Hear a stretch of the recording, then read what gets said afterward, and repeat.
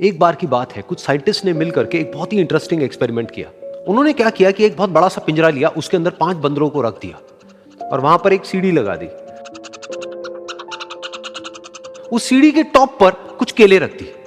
फिर उन साइंटिस्ट ने क्या किया कि जैसे ही कोई भी बंदर उस सीढ़ी पर चढ़ता केलों तक पहुंचने के लिए, तो ऊपर से ठंडे पानी की बारिश करने लग जाता। तो जैसे ही वो ठंडा पानी गिरता उस बंदर के ऊपर जो कि सीढ़ी पर चढ़ रहा था, वो फटाफट से नीचे आता तो पानी बंद हो जाता।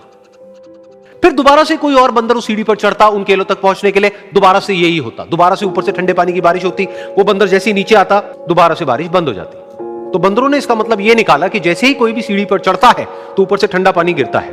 फिर उसके बाद में जैसे ही कोई भी बंदर उस सीढ़ी पर चढ़ने की कोशिश भी करता तो बाकी के बंदर सब इकट्ठे होकर के उसको पकड़ते, उसको मारते, उसको पीटते और उसको नीचे गिरा देते। फिर दोबारा कोई कोशिश करता, दोबारा उसके साथ भी ऐसा ही होता। फिर उन साइंटिस्ट ने क्या किया कि उन 5 बंदरों में से एक बंदर को उस पिंजरे में से निकाला और उसकी जगह एक नए बंदर को उस पिंजरे के अंदर डाल दिया। अब उस बंदर को नहीं पता था कि यहां पर क्या खेल चल रहा है। उसको जैसे ही सीढ़ी के ऊपर वो केले नजर आए, वो फटाफट से उस सीढ़ी के ऊपर चढ़ने लगा। अब की बार साइंटिस्ट ने कोई बारिश नहीं करी, लेकिन फिर भी जो बाकी के बंदर थे उन्होंने इसको पकड़ा, सीढ़ी से नीचे उतारा और मारने पीटने लगे।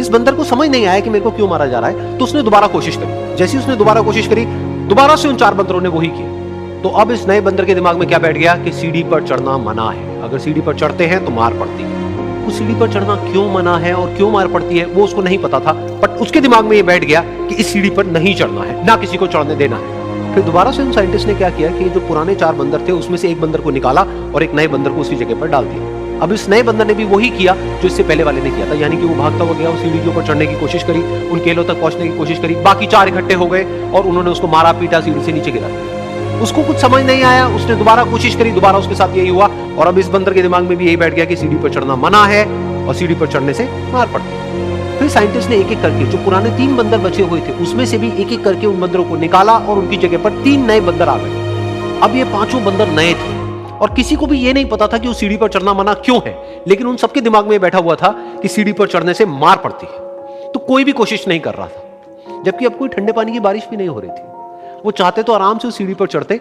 केले तोड़ते और आपस में बांट करके खा लेते। बिल्कुल ऐसा ही हम लोगों के साथ भी होता है, यानी कि इंसानों के साथ भी होता है। हजारों साल पहले कोई प्रथा बनी होती है, कोई रीति रिवाज होता है जिसके पीछे कोई ना कोई वजह होती है, लेकिन वो वजह खत्म होने के बाद भी वो प्रथा चलती रहती है, वो रीति रिवाज चलते ही रहते हैं। किसी में इतनी हिम्मत नहीं होती है ये पूछने की कि हम क्या कर रहे हैं, क्यों कर रहे हैं, बस सबको ये पता होता है कि ऐसा ही होता है।